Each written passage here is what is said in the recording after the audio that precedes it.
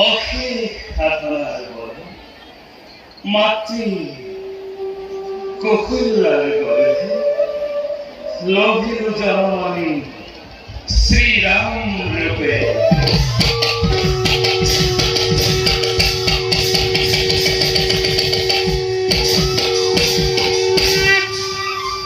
অন্ধমণি অভিভাবে যদিও বা লভিল জনম আমি সারি ভাই অযোধ্যার চতুর্দিকে হল জাতিষ্কার ন্যায় দণ্ড হাতে তুলিল অযোধ্যা আমি করিছো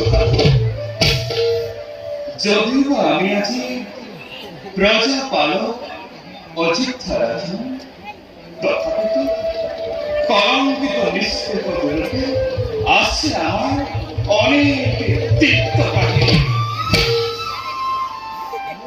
মাতৃ-ঈর্ষা গণর বাদে পিতৃবাক্য বাদে সন্মুখ জলাঞ্জলি দিন লক্ষ্মী বাদে বনবতী জীবন। সেই বেচারাতে পিতৃহারা পোলা দিয়ে দুর্ভোগী আরাম। প্রচার প্রখান্তির ভাবে বারে বারে অপমান করে মানসিক ভাবে শেরওয়ালো কনক কমলমোর প্রিয়াচরণকে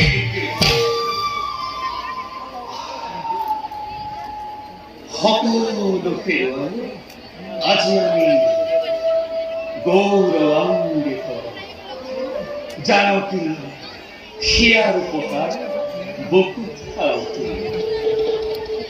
লবণ কুহদের পুত্র রত্নয়ন জীবিকায় সে আছে অযোধ্যা নগর, জীবিকায় সে পিতৃ পিতামহর অনন্য জ্যোতি জাতিস্কৃত করেছে আজি রঘু বংশর করে।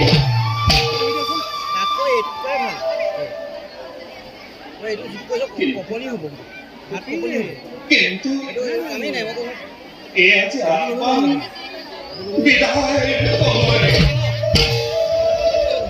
প্রাপ্তি অপ্রাপ্তিরে যেন সর্বস্তর করে অতিক্রম উপস্থিত কলকি এবে অপরাধনতা লবকুকর কবিতা ভাতৃপুত্রগণ লভ পক্ষে বাঢ়ি আহিছে। শিৱতে অযোধ্যাৰ গৌৰৱ বৰ্তাবত কৰে আৰু কিছু কাৰ্য কৰি তোমাকে জীৱনৰ পূৰ্ণতা আমি কৰিবাৰ কাৰণে মনুষ্য জীৱনৰ শাশ্বত সত্যতা আমি কৰিম আৰু যাওঁ ৰাজসভা ভাতৃগণে আমাৰ বাবে কৰিছে অপেক্ষা।